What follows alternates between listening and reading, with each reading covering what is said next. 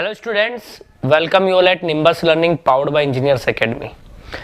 पहले ही मेरा एक वीडियो आपके लिए आ चुका है जिसमें मैंने अपने दो बेस्ट क्वेश्चंस आपसे को करवाए थे, सॉल्व करवाए थे। उनमें मैंने बताया था कि किस तरीके से आपको क्वेश्चंस को सॉल्व करना है, कन्वेंशनल जो क्वेश्चंस थे एसएससी जेईई मेंस के लिए, राइट।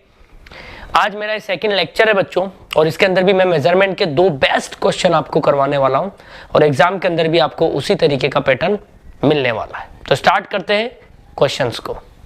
तो सबसे पहले अगर मैं बात करूं बच्चों, तो जो पहला क्वेश्चन है मेरा वो है right a short notes on the following, ठीक है, टाइप्स ऑफ एरर। और दूसरा जो है बच्चों, दो पार्ट है इसके, टॉर्क इक्वेशन ऑफ पीएमएमसी। मतलब आपको टॉर्क इक्वेशन डिराइव करनी है। टॉर्क इक्वेशन ऑफ पीएमएमसी का मतलब है अपन को यहां पर टॉर्क इक्वेशन को डिराइव करना है। तो मैं सबसे पहले स्टार्ट करूंगा आंसर से, और आंसर में जो करवाऊंगा बच्चों पहले का ए वाला, यानी जहां पर अपनी बात हो रही है टाइप्स ऑफ एरर को लेकर के, ठीक है। तो टाइप्स ऑफ एरर की मैं बात करता हूं सबसे पहले। तो बेसिकली कितने प्रकार की एरर होती है? There are three types of error. यहां पर कितने प्रकार की एरर्स होती है बच्चों? तीन प्रकार की एरर होती है। There are three types of errors. उसमें पहला जो आता है अपना वो आती है बच्चों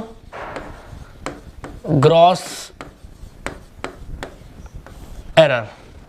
कौन सी एरर आएगी? ग्रॉस एरर, यानी वो एरर जो कि तीन तरह की होती है। तीनों के नाम लिखेंगे अपन, ठीक है। तो मैंने फर्स्ट नंबर लिख दिया है ग्रॉस एरर। ग्रॉस एरर होती है, सिस्टमेटिक एरर होती है, और आपको एक और पता होगा रैंडम एरर या रेजिडुअल एरर होती है, ठीक है। तो ग्रॉस एरर की मैं बात करूंगा, ये वो एरर होती है जो कि ह्यूमन मिस्टेक की वजह से होती है, राइट। तो these are the error due to human mistake due to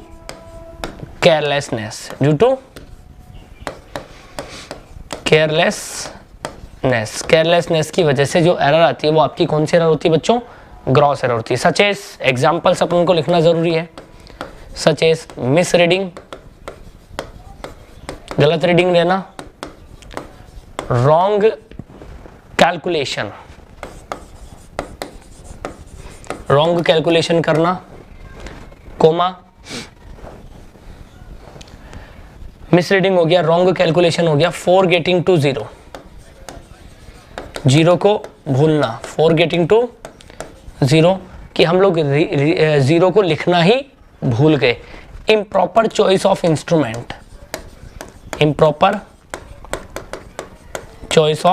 instrument, इत्यादि, ठीक है।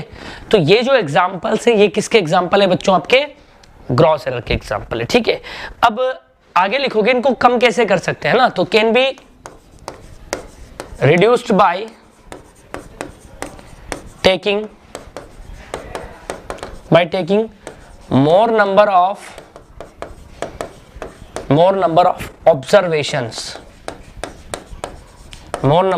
observation, comma, by changing the observer, ठीक है। ऑब्जर्वर को चेंज कर दो, ये वाली एरर भी आपकी क्या हो जाएगी? आइडेंटिफाई भी हो जाएगी और दूर भी हो जाएगी, क्योंकि जो ऑब्जर्वर ने गलती की है, क्या वो सेम एरर मैं करूंगा? नहीं ना, वो एरर कोई दूसरा करेगा। मतलब वो सेम एरर, हर आदमी अलग अलग एरर करेगा लेकिन सेम एरर को रिपीट नहीं करेगा, ठीक है। तो ये आपकी कौन सी एरर हो गई बच्चों? Gross error. दूसरी, ये पहली थी, ठीक है। दूसरी हमारी आती है बच्चों सिस्टमेटिक एरर। सिस्टमेटिक एरर, अब सिस्टमेटिक एरर कौन सी एरर होती है बच्चों? वो एरर जो कि सिस्टम की वजह से होती है। तो the error due to system only. और ये जो होती है बच्चों मुख्यतः तीन प्रकार की होती है, पता होगा आप सभी को, right. These are of three types. कितने प्रकार की होती है बच्चों? 3 प्रकार की होती है। ठीक है, कौन कौन से प्रकार होते हैं, टाइप्स होते हैं, उनको लेके डिस्कस कर लेते हैं। तो ए में मान लेता हूं, ए जो होती है बच्चों होती है इंस्ट्रूमेंटल एरर। इंस्ट्रूमेंटल या इसको अपन कंस्ट्रक्शनल एरर भी बोल सकते हैं।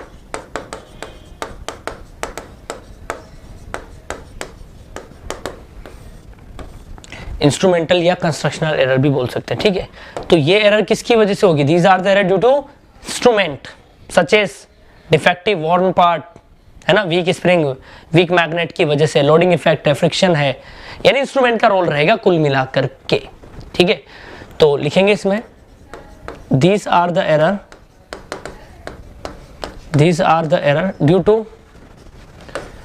due to instrument,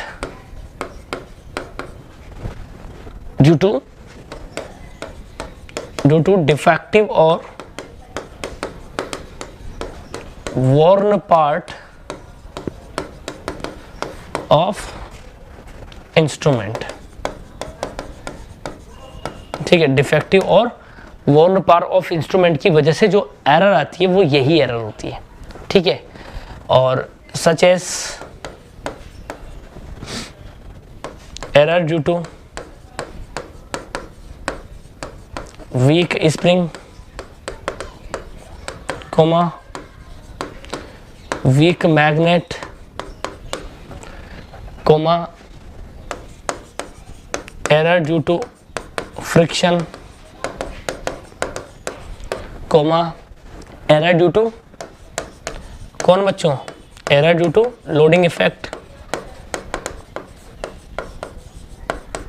coma error due to friction हो गया, error due to loading effect हो गया, error due to misuse of instrument, misuse of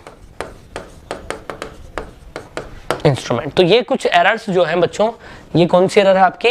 instrumental errors हैं। ठीक है, बात समझ गए क्या? राइट, अब इनको दूर करना है, आइडेंटिफाई करना है, तो आप इंस्ट्रूमेंट को चेंज करो, है ना। तो can be reduced bye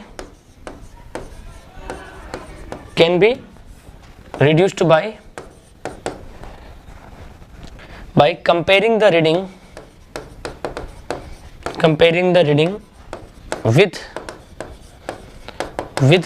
standard instrument,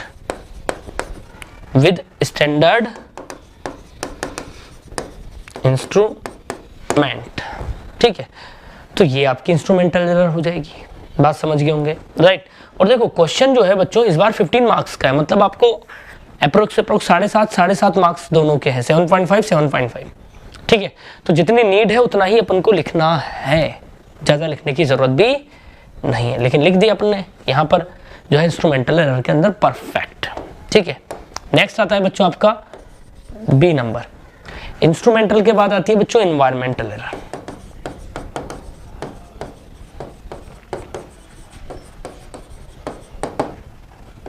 ठीक है, ये कौन सी एरर होगी? ये एरर वो जो इन्वायरमेंट की वजह से, इन्वायरमेंटल कंडीशंस की वजह से, जैसे टेम्परेचर, प्रेशर, ह्यूमिडिटी, है ना, और भी जो है स्टेरेomagnetic फील्ड हो गया आपका, स्टेरेइलेक्ट्रिक फील्ड हो गया, उनकी वजह से जो एरर आएगी वो इसके अंदर आएगी। ठीक है, सो क्या लिखेंगे हम लोग? These are the error due to environment, such as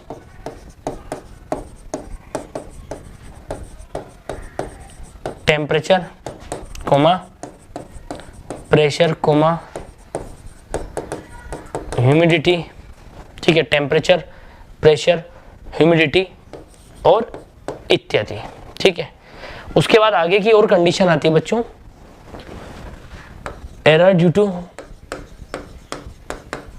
स्टेरेomagnetic field, बाह्य चुंबकीय क्षेत्र हम लोग बोलते हैं ना, comma error due to stray electric field.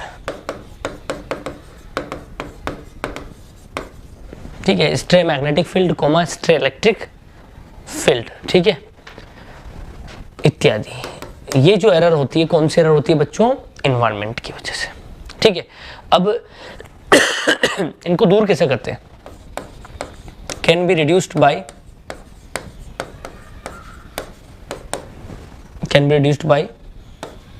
maintaining constant temperature, pressure, humidity by air conditioning, ठीक है। और स्ट्रे मैग्नेटिक फील्ड की वजह से जो एरर आती है उसको हम लोग दूर कर सकते हैं, कैसे? By magnetic shielding, right. तो वो भी हम लोग लिख सकते हैं, error due to stray magnetic field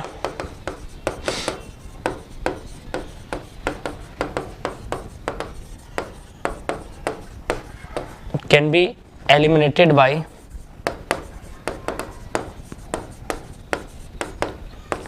magnetic shielding, by magnetic shielding, magnetic shielding का प्रयोग करके, ठीक है। तो कितनी हो गई बच्चों आपकी? बी हो गई है ना। नेक्स्ट आता है बच्चों आपका सी नंबर पर। कौन सी एरर आती है? ऑब्जर्वेशनल एरर, ठीक है। जो पैरेलैक्स एरर होती है ना बच्चों, पढ़ाता ही हूँ क्लास में आपको, राइट। जो पैरेलैक्स एरर होती है वो ऑब्जर्वेशनल एरर होती है, ठीक है। तो यहाँ पर हमने यही लिखना है कि द पैरेलैक्स एरर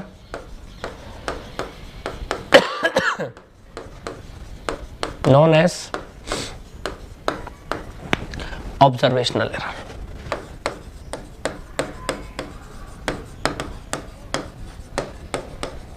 ठीक है। और ये क्यों होती है बच्चों ऑब्जर्वेशनल एरर? क्योंकि पॉइंटर और स्केल दोनों सेम प्लेन में नहीं होते हैं। तो this is present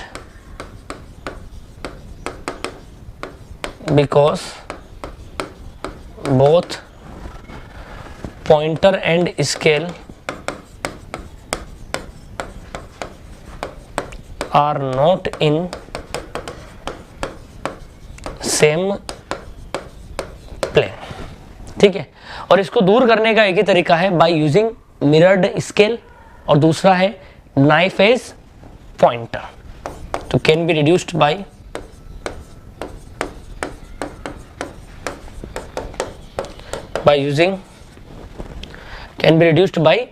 using knife edge KNIEF, knife as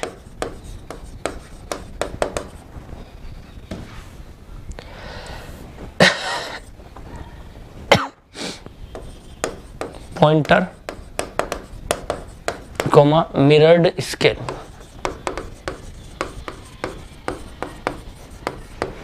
ठीक है। तो इस तरीके से हम लोग ऑब्जर्वेशनल एरर को दूर करते हैं। एक आती है बच्चों थर्ड नंबर पर, जिसको आप लोग जानते भी हों, रैंडम एरर। ये एरर वो एरर होती है जो सिस्टम में हमेशा प्रेजेंट होती है।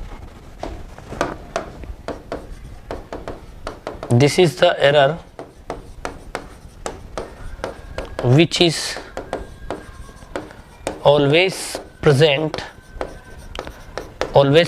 in measurement, even in controlled condition,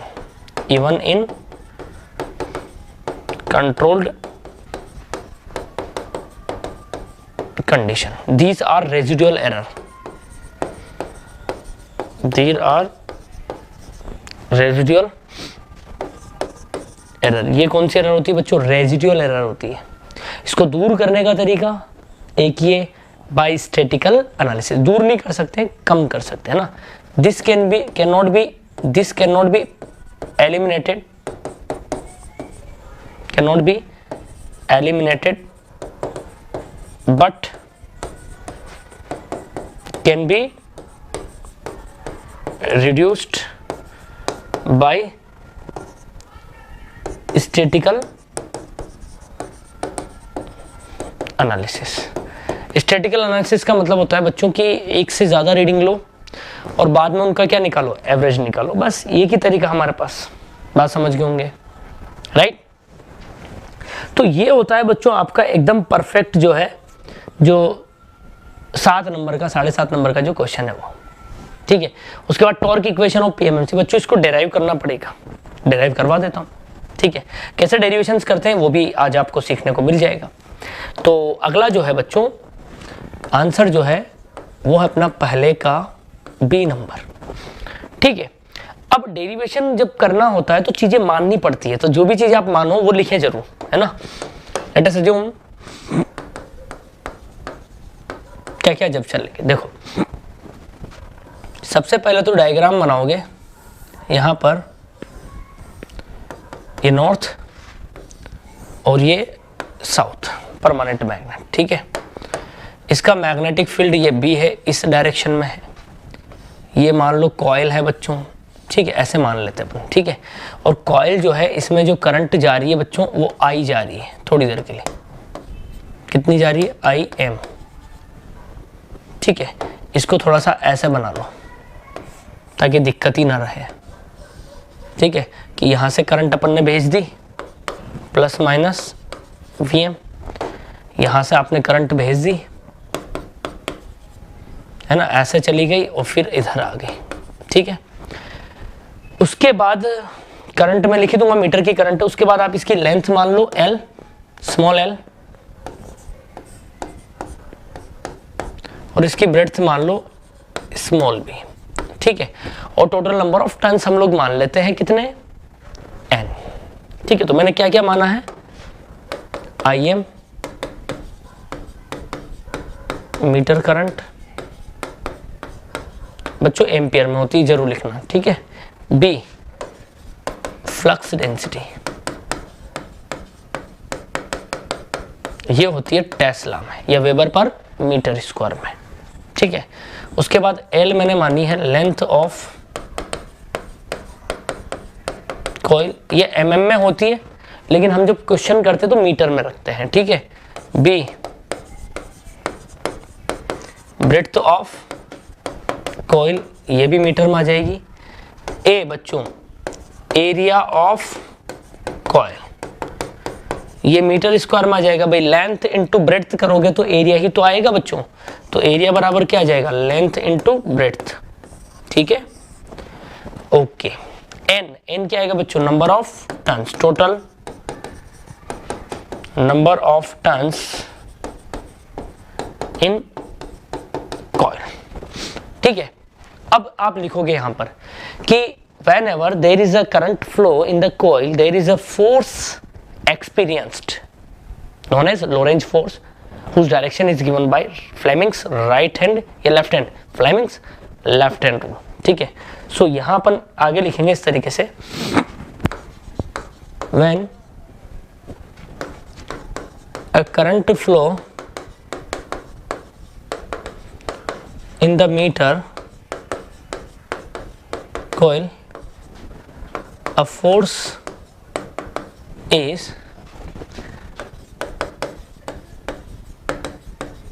experienced, है ना, एक फोर्स से एक्सपीरियंस होता है, whose experience known as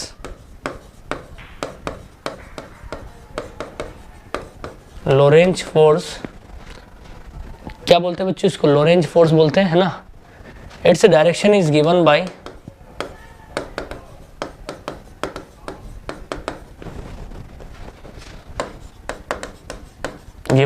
Fleming's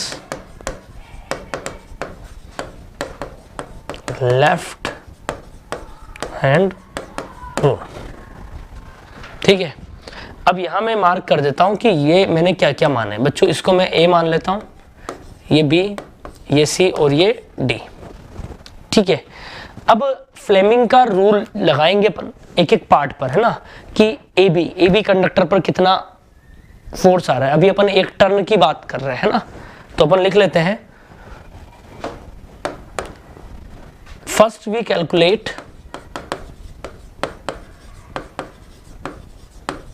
the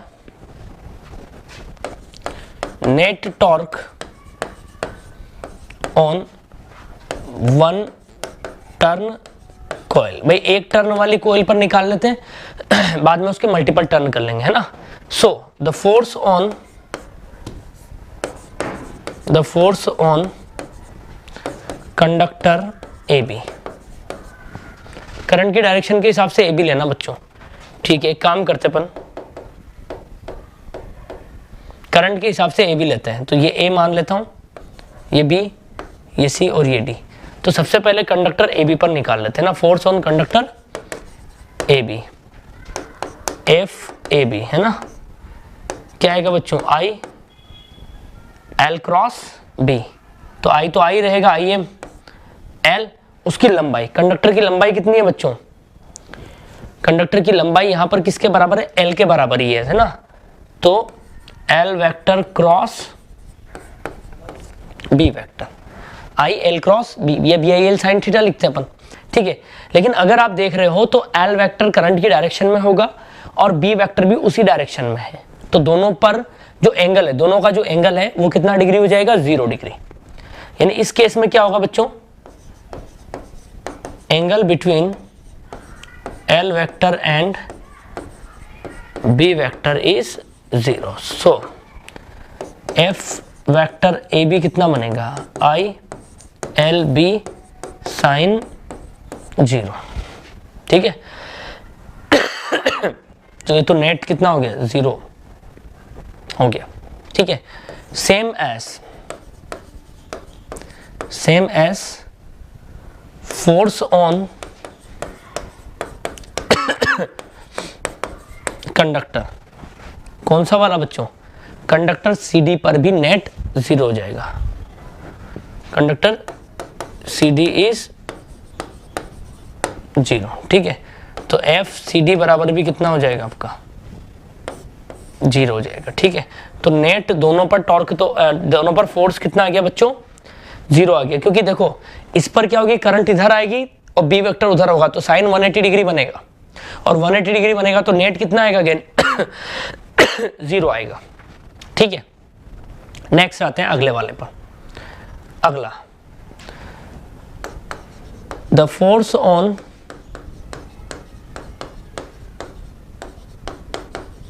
conductor, कौन सा वाला बच्चों, the force on conductor BC ले लेते हैं, the force on conductor BC is, ठीक है।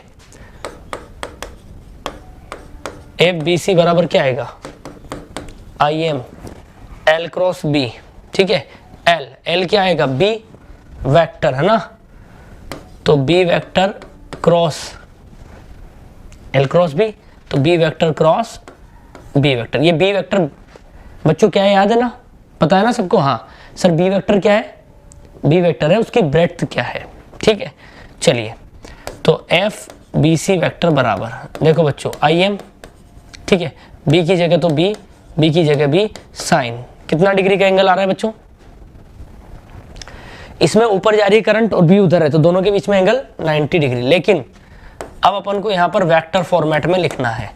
तो अब आप एक बात ध्यान रखना, आपने पढ़ा होगा आई क्रॉस बी करते हैं, मतलब जो अपन पढ़ते हैं ना ए क्रॉस बी वेक्टर, तो राइट हैंड रूल लगाते हैं ना। तो देखो आपका बी वेक्टर ऊपर है, ऊपर कौन सा है, ऊपर मान लो y है तो j कैप, ठीक है। और आपका b वेक्टर इधर है तो i कैप, तो i क्या किया अपन ने, l क्रॉस b किया है ना। तो बच्चों ये तो b वेक्टर है, तो b क्रॉस b यानी छोटा b और बड़ा b, यानी ये करेंगे तो j क्रॉस i आएगा, और i j तो k आता, तो j क्रॉस k क्या आएगा, minus k cap, minus k cap. तो यहां पर आपका क्या जाएगा बच्चों, माइनस ऑफ k कैप। तो ये एफ बी सी वेक्टर कितना आ जाएगा, b into B I M, और माइनस लगाओ बच्चों, minus of B I M K cap, ठीक है। लेकिन बच्चों हमें फोर्स नहीं चाहिए, हमें टॉर्क चाहिए। सो टॉर्क ऑन कंडक्टर BC, है ना। तो टॉर्क क्या आएगा बच्चों, टॉर्क भी वेक्टर क्वांटिटी है। टॉर्क क्या आएगा, force into perpendicular distance, force into perpendicular distance.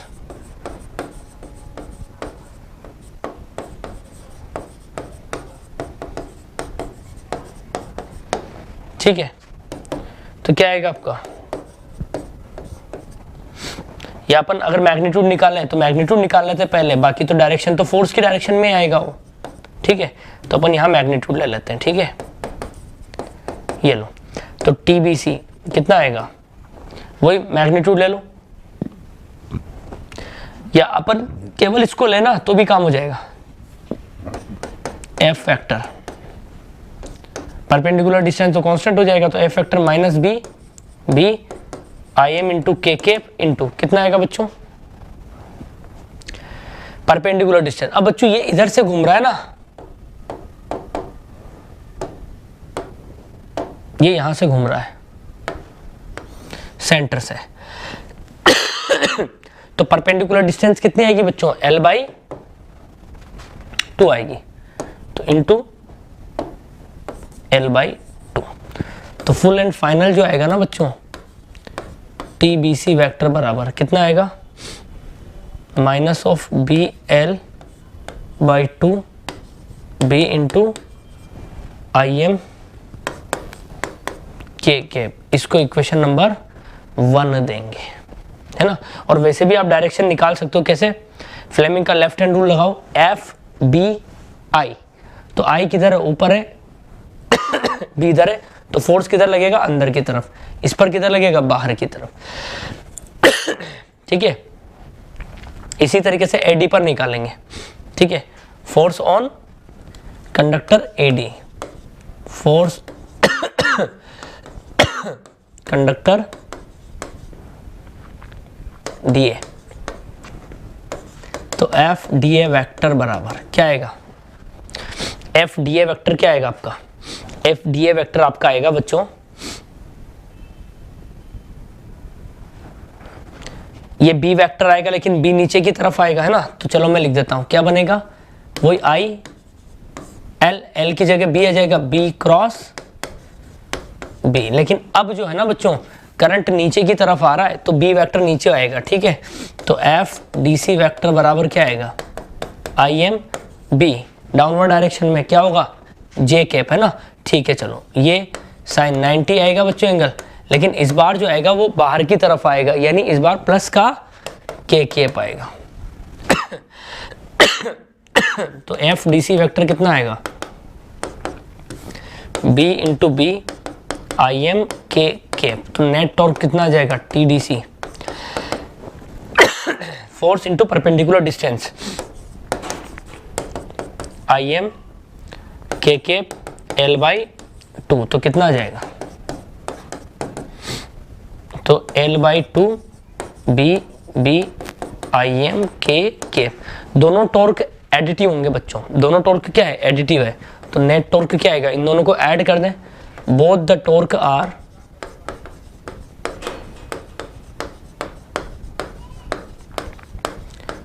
Additive, so net torque TBC, अब मैग्नीट्यूड आएगा बच्चों प्लस TDC। ठीक है, मैग्नीट्यूड है, तो नेट टॉर्क कितना आएगा, देखो वो आएगा L/2 B IM, मैग्नीट्यूड 1 हो गया उसका भी, और L/2 B IM आ गया। तो ये नेट आएगा बच्चों, नेट टॉर्क आपका आएगा BIM LB तो क्या हो जाएगा बच्चों, कितना हो जाएगा एरिया, तो BIM इंटू A। लेकिन बच्चों ये अपन ने एक टर्न के लिए निकाला है, अगर ऐसे 10 टर्न होते तो 10 गुना टॉर्क आ जाएगा, 100 टर्न होंगे तो 100 गुना आ जाएगा। तो अतः अपन लिखेंगे 100 for n turn coil the net torque deflecting torque. तो TD बराबर क्या आएगा, N गुणा T नेट। तो क्या आ जाएगा, BIM N इंटू ए, जो हम लोग पढ़ते हैं बीना, और इसकी यूनिट क्या आ जाएगी, न्यूटन इंटू मीटर। बोलो बच्चों, इस तरीके से आपको करना था, बड़े आराम तरीके से, समझ गए। तो बहुत आसानी से हमने कर भी दिया है डेरिवेशन, ठीक है। तो अगर आ जाए ना इस तरीके से, तो डेरिवेशन आप लोग कर सकते हो, इसमें कोई दिक्कत आपको नहीं आनी चाहिए। 15 नंबर का क्वेश्चन था, 15 नंबर मैंने आपको करवा दिया है, बात समझ के होंगे, राइट। चलिए नेक्स्ट अगले क्वेश्चन पर आते हैं बच्चों। अगला क्वेश्चन जो मैं लाया हूं ना, क्वेश्चन नंबर 2, 15 मार्क्स का है, और ये मैं आपके लिए ब्रिज से लाया हूं जानबूझ के, ताकि ब्रिज का भी हर साल क्वेश्चन आता है, तो इसको भी आप करें, सीखें करना कैसे बच्चों। हमेशा यहाँ तो ब्रिज बना के दे दिया, लेकिन जरूरी नहीं है कि आपको हर जगह ब्रिज मिले, तो आपको पहले ब्रिज बनाना आना चाहिए, ठीक है। तो यहाँ तो दे दिया, अच्छी बात है, नहीं देता तो भी फिर हमें बनाना पड़ता। चलो, तो क्या कह रहा है, a Maxwell inductance comparison bridge is shown in the figure, arm AB consist of a coil with inductance L1 and resistance R1 in series. तो बच्चों ये L1 और R1 है, ठीक है, with a non inductive resistor R, इसके साथ series में एक R रजिस्टर हो रहा है, यानी नेट रेजिस्टेंस जो आएगा बच्चों वो R plus capital R plus small R1 आएगा, ठीक है। आगे कह रहा है आर्म BC जो है बच्चों उसमें and CD each a non inductive resistance of 100 ओम, 100 ओम के दोनों पर है बच्चों। ब्रिज नहीं बनाता तो भी अपन को बना सकते थे पढ़ के, ठीक है। आर्म AD कंसिस्ट ऑफ, बच्चों AD में जो है consist of standard variable inductor L of resistance 32.7 ओम। बच्चों यहाँ जो रेजिस्टेंस है वो 32.7 ओम का है। Balance is obtained at L बराबर 47 कितना है बच्चों, ये L है बच्चों, यहाँ पर ये 47.8 मिली हेनरी एंड R बच्चों, R की वैल्यू मतलब इसकी वैल्यू दे रखी है आपको, सुनो, ये इस R की वैल्यू दे रखी है इसने, ठीक है।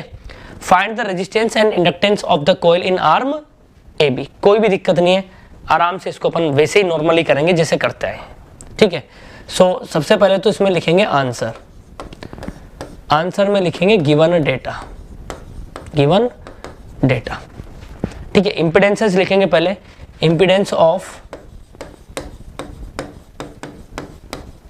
आर्म AB क्या आएगा बच्चों, ZAB बराबर, देखो कैपिटल R और स्मॉल R1 दोनों सीरीज में है, तो R plus R1 plus J omega L1। तो जो वैल्यू दे रखी ना इसने वो रख दो, कि R बराबर कितने पर बैलेंस आया, 1.36 पर है, राइट। तो 1.36 plus R1 plus J omega L1, right. तो ये हमारा ZAB हो गया। इसी तरीके से ZBC क्या बनेगा बच्चों, ZBC खुद 100 ओम दिया है, तो ये आपका आ जाएगा बच्चों 100 प्लस J 0 ओम में आ जाएगा, ठीक है। बोलो, फिर उसके बाद ZDC भी बच्चों आपका कितना है, वही है 100 प्लस J 0 ओम है। और लास्ट क्या है बच्चों, ZAD बराबर, अब सुनो मेरी बात, L और R2 है केवल, ठीक है। और L की वैल्यू वो दे रहा है 47.8 मिली हेनरी, और R भी दिया है, ठीक है। ये छोटा R2 है बच्चों, स्मॉल R2 है, ठीक है। स्मॉल R2 की वैल्यू इसने दे रखी क्या, स्मॉल R2 की वैल्यू इसमें गिवन नहीं है, बोलो स्मॉल R2 दिया है, नहीं दिया है, कोई बात नहीं दिया तो देखते हैं अपन आगे क्या करना है। देखो अब यहां पर क्या है, वैसे अननोन अपने ये 2 हो गए, ठीक है। अब ZAD जो है, ZAD की अगर अपन बात करें तो क्या कह रहा है ZAD में, L और R2, ठीक है। मैं लिख तो देता हूं इसको, R2 नहीं आएगा बच्चों, ये R2 लिख लेते हैं, ठीक है। तो ये R2 plus J omega L आएगा, ठीक है। अब स्मॉल R2 की वैल्यू देखना पड़ेगा क्या दिया है, ठीक है। स्मॉल R2 मैक्सवेल दिया है क्या कहीं पर,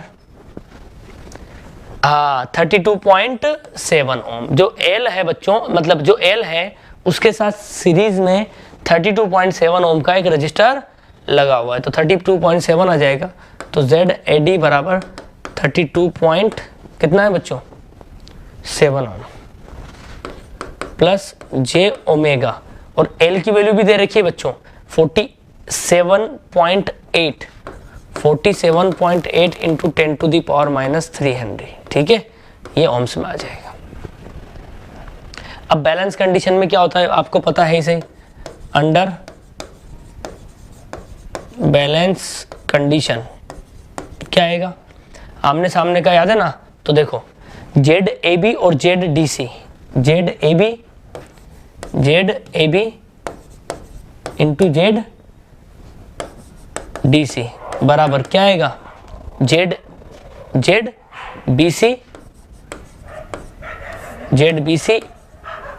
इंटू ZAD। ठीक है, बताओ अब इनकी वैल्यूज रखते हैं अपन। ZAB तो अपना ये आ जाएगा ZAB, ठीक है, तो 1.36 plus R1 plus J omega L1 गुणा कितना आएगा बच्चों ZDC कितना आएगा 100 है भैया, तो 100 ही आएगा बच्चों बराबर। ठीक है, ZBC कितना है, ZBC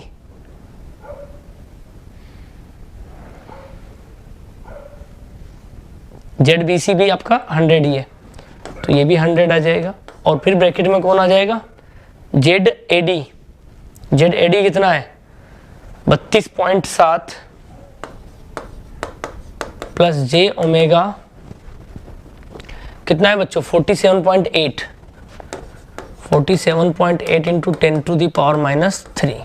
ठीक है, जो कैंसिल हो रहा है उनको कैंसिल कर दो पहले, 100 से 100 गया, राइट। ठीक है, इसको थोड़ा सा और लिख लेते हैं, 1.36 R1 plus J omega L1 बराबर 32.7 plus J omega 47.8 into 10 to the power -3। अब हम एक तरफ रियल पार्ट और एक तरफ इमेजिनरी पार्ट को कंपेयर करेंगे। कंपेयरिंग रियल पार्ट, तो क्या आएगा 1.36 प्लस R1 बराबर 32.7, तो R1 बराबर कितना आएगा 32.7 माइनस 1.36। एक बार सब्ट्रैक्ट करके देखते हैं भैया। ठीक है, सब्ट्रैक्ट करके देखते हैं कितना आ रहा है 32.7 माइनस 1.36, ये आ रहा है बच्चों 31.34 ओम्स। ये आपका पहला वैल्यू आ गया। दूसरा निकालोगे तो क्या करोगे बच्चों, इमेजिनरी पार्ट की कंपेयरिंग करने पर, तुलना करने पर, है ना, कंपेयरिंग ऑफ इमेजिनरी पार्ट, तो कितना आएगा ओमेगा L1 बराबर omega 47.8 into 10 to the power -3। बच्चों ओमेगा से ओमेगा कट गया, तो L1 कितना आ गया, वही 47.8 मिली हेनरी, सेम आ गया। इसमें इजी हो गया काम, बोलो, राइट। तो इस तरीके से करना है, बड़े आराम से करना। ब्रिज नहीं दे तो बनाना पड़ेगा, यहाँ दे दिया था, ठीक है। क्लास में हम जो करवा रहे हैं अभी बैच जो हमारे चल रहे हैं उसमें हम और भी क्वेश्चन प्रैक्टिस करवा रहे हैं, तो उसमें सब तरह की पॉसिबिलिटीज ले रहे हैं। यूट्यूब पर सारी पॉसिबिलिटीज तो कराना संभव नहीं है, लेकिन फिर भी जो हमें बेस्ट लगे वो दोनों क्वेश्चन मैंने आपको करवा दिए। एक असाइनमेंट जो हर बार मैं देता हूं आपको, इस बार भी असाइनमेंट है आपका। तीसरा क्वेश्चन मेरा, right A short note on PMMC. बच्चों आपको पीएमएमसी पर एक शॉर्ट नोट लिखना है, ठीक है। बाकी देखते हैं कि टेलीग्राम ग्रुप में कितने बच्चे रिप्लाई करते हैं इसका आंसर, राइट। हाँ, उससे पहले एक बात और मैं बता दूं कि हमारी एसएससी जेईई मेंस की टेस्ट सीरीज चल रही है और जूनियर इंजीनियर के लिए 11 दिसंबर से चालू हो चुकी है। टोटल हम 10 टेस्ट करवाएंगे। 999 उसकी ऑफलाइन की फीस है और 499 उसकी ऑनलाइन की फीस है, ठीक है। बाकी सभी ब्रांचेस के लिए चल रही है। प्लस एक बात और मैं बता दूं सभी सेंटर्स पर ये ऑफलाइन चल रही है, ठीक है। बाकी आप इसको ऑनलाइन भी ले सकते हैं, ऑनलाइन भी आप देख सकते हैं। और बच्चे टेस्ट दे भी चुके हैं और जो रह गए टेस्ट, जैसे कि 11 दिसंबर से चल गई तो अभी तक एक टेस्ट हो चुका है, ठीक है। तो जो टेस्ट हो गया है सर वो उसका क्या करें, उसको आप दे सकते हैं, कोई दिक्कत नहीं है। समझ गए बात को, राइट। तो बने रहिए निम्बस लर्निंग के साथ, हम भी लगे हुए हैं आपके लिए और आप भी लगे रहिए अपने लिए। तो बने रहिए निम्बस लर्निंग के साथ, ये है फ्यूचर की तैयारी। All the best. If you really like the video, please hit the like button, share the video, subscribe to our YouTube channel and press the bell icon for the latest updates. Thank you.